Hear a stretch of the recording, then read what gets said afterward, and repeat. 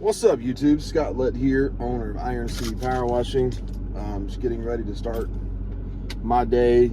We have 2 residential jobs today following that apartment complex. Not too busy of a day. We're going to take Friday off, tomorrow off, and then we have one of our monthly accounts we do the first Sunday of every month coming up this weekend. So I'll handle that and let the guys get a break. But what I want to talk about today is something I haven't really talked about in a while.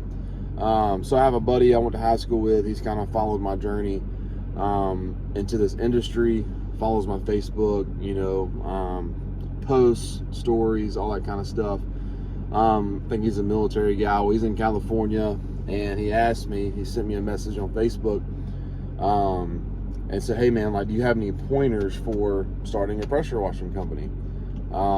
And I want to share with you guys the same information that I gave him, the same information I would give anybody if you're looking to join this industry, not because it's how I did it, it's just because it's what's the most practical from a financial standpoint, from just taking your time and doing your research, doing your planning. This industry has the reputation of you can hop in and make 6 figures right off the bat. In some instances, depending on where you're located, that could be true, but I would say that's not as common as I think a lot of people think. Okay, building a business, guys, it takes time. It takes planning. I think a lot of guys just, YouTube is probably one of the biggest reasons why. And I mean, I'm a part of the YouTube channel, so I really can't hate on it. But I think a lot of these guys see the success of, a lot of guys in the industry, and they just well, this guy's making $400,000, $500,000 a year, $200,000 a year, and he's pressure washing. I can do that. So they contemplate it. A lot of people make the leap of faith and do it, but I think a lot of people make the leap of faith too fast.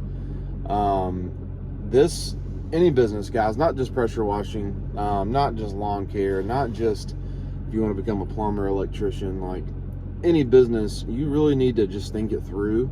You need to make sure you're financially stable to leave your job, where you're getting a paycheck every 2 weeks, to hop into an industry where, your first 2 years, you could really struggle. If you're really looking to have a paycheck every week, every 2 weeks, and you're just getting started, chances are you're going to be disappointed. I mean, that's just real. But by year 3 or 4, you could be very established. You could have a lot of work coming in. You could have, all the marketing that you need implemented into your marketing plan. You could be getting a lot of calls and have a really steady book of business. Okay, all those things take time. So the advice that I shared with my buddy was, the biggest mistake I see a lot of guys doing in this industry, and if you get on a lot of these local Facebook groups, you see it. You see guys selling these brand new rigs they just bought. They look brand new, maybe a few months old, 6 months old, and what they did is they did it backwards. Okay, I see a lot of guys, hey, I'm gonna hop in this industry. They've watched all these videos about how you need this 8 gallon per minute, how you need these proportioners, you need these gas roof pumps, you need the 16-foot tandem trailer, you need this. Okay, but what they're forgetting is you also need the work. So do not hop in this industry thinking because you have a nice $25,000, $15,000 rig that the work comes along with it. Having a fancy setup has nothing to do with being busy. Okay, absolutely nothing. Networking, working your inner circle, putting out yard signs, creating a Facebook page for your business, organically growing your business through your personal Facebook page. Those are the ways to build a business. It's not relying on a nice rig and hoping people see him. Oh, this guy's legit, I'm gonna give him a call. Okay, it's slow. All right, building a business is slow. So you need to generate a way, find a way to get business. Okay, figure out if it's even going to work. Okay, what I did is when I first got started, I lived in a neighborhood and I contacted my HOA saying, hey, I'm pressure washing. And they were very strict on how driveways looked. People were getting letters. I was getting calls. And then, through that, people outside the neighborhood, because people were starting to talk to me, refer me out to their friends and family, it turned into a pretty steady business. I was still at the power company at the time. But I made a decision to do it full time. And me and my business partner now, we partnered up because he was doing the same thing. He worked at a very prestigious gym in the area and told people he was pressure washing, and he was in front of a lot of wealthy people, and they hired him to come pressure wash, and our networks together has generated this booming business to the point where we just cannot believe how blessed we are. So what I'm saying, guys, I think the biggest mistake I see guys make is they think they need all the equipment before they have an established, consistent lead flow of calls coming in, of converting leads into jobs. So I would encourage you guys, and there's no one marketing plan. I think there's guys out there saying, buy this package deal and I'll do this, this, and this. And then the guys sit there and wait for their phone to ring and they're disappointed because their phone's not ringing. Okay.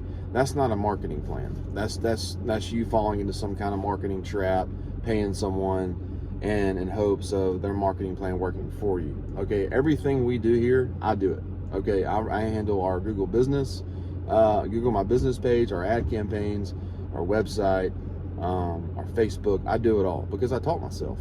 All right, that's another thing too. You can either be the guy who relies on everyone else to run your business for you, or you can man up, learn how to do this stuff, take a year to teach yourself how to do this stuff before you even start the business. That's what I would encourage people to do. Learn how to market, learn how to build a brand, learn how to create something. ICPW, here's our logo, Iron City Power Washing. People know who this is. They know who we are, because it's all about being consistent. People they're not going to call you if they don't know who you are. So I've taught myself, how to brand a business, how to market a business, how to make our business known. Okay. If you can figure out how to do that in your area, you're going to be successful. If you think you need to have knowledge of all the equipment and all that stuff, which is important, you do need to know that before having a marketing plan and knowing how to generate jobs, you're going to fail. It's plain and simple. You're going to be one of the guys on Facebook with your $25,000 rig you just bought online, don't know anything about it, and now you're $25,000 in debt and your phone's not ringing and you're confused because, hold on, I have this nice rig everyone has. But I don't have any work. Why are people not calling me? I bought this rig. I bought this nice fancy marketing plan this guy told me to buy.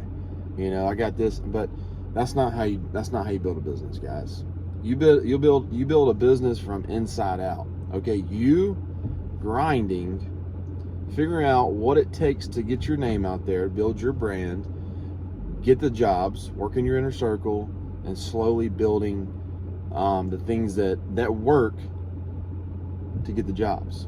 Then as your jobs demand it, that's when you upgrade your equipment. Okay, why would you buy a $25,000 rig when you're just running around doing just smaller residential jobs? That's probably what you're going to do to start off. Okay, you're going to be a little bit intimidated to show up to a 5,000 square foot house and not knowing what you're doing.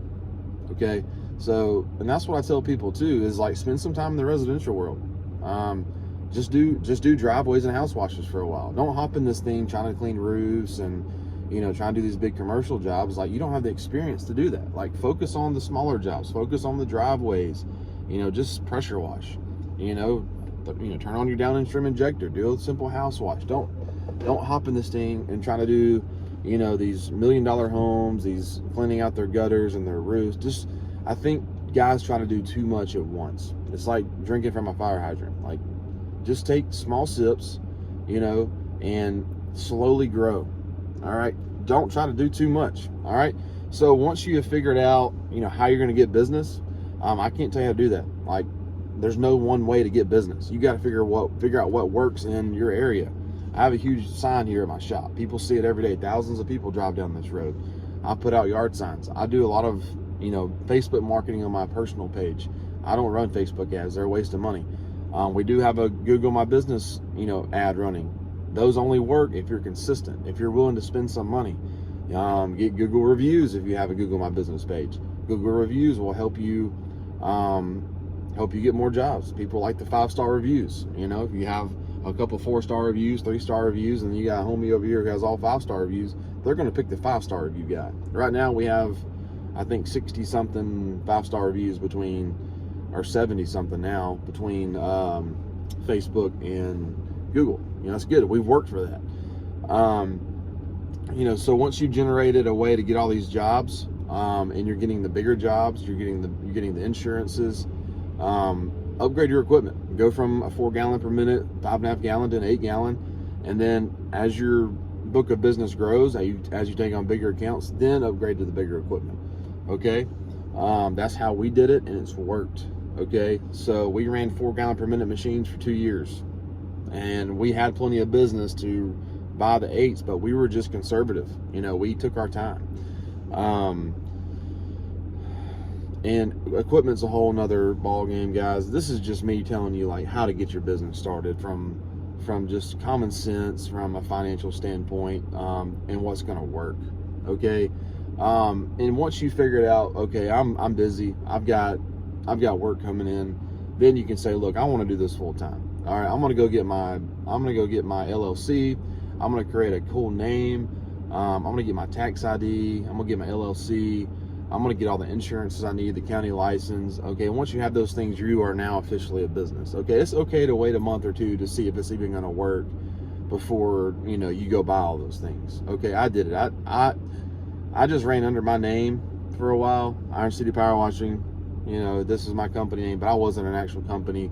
I did it for like 5 or 6 months to see if it was going to work. It worked, so I made it an official sole proprietorship. All right. Then slowly turned it into an S corp because I brought on a business partner. All right, so that's how you build a business. All right, and then from there you slowly scale the thing. You bring on employees. You keep upgrading your equipment. You slowly put more money into marketing. You figure out ways to make your revenue go up. Do you want to add some services? Do you want to go buy a nice window cleaning unit? Do you want to get into parking lot striping and seal coating? Like what other things can you do that complement what you're already doing to make you more money? Okay, or do you just want to, hey, I just want to do this by myself. I'm okay with making $200,000 a year by myself. I don't want to worry about employees. I can just cruise through the year and just continue to work on my current book of business, slowly grow it, and then I may get to the point where I'm overwhelmed and then I have to hire someone, which is kind of what happened to us. We wanted to stay lean. We wanted it to be just us, but we got to the point where we're getting so stressed and overwhelmed where now we have 2 employees. It had to happen, so now we have a shop.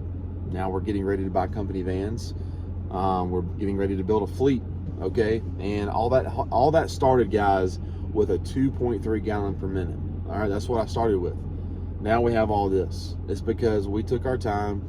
We grew slowly. We wanted to make sure this thing was going to work. We didn't go out there and spend a whole lot of money initially. We didn't go into debt.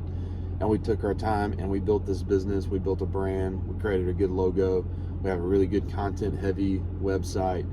And we just let the Lord do a miracle. And that's what He's done. We've just been slowly patient. We've worked our relationships. We've made phone calls. We've sent emails. We've done just about everything you can do. It's a grind, guys. I mean, it's not just wake up and your phone just rings off the hook and you go do jobs. That's not realistic. Don't let people tell you that. Don't fall for these marketing traps.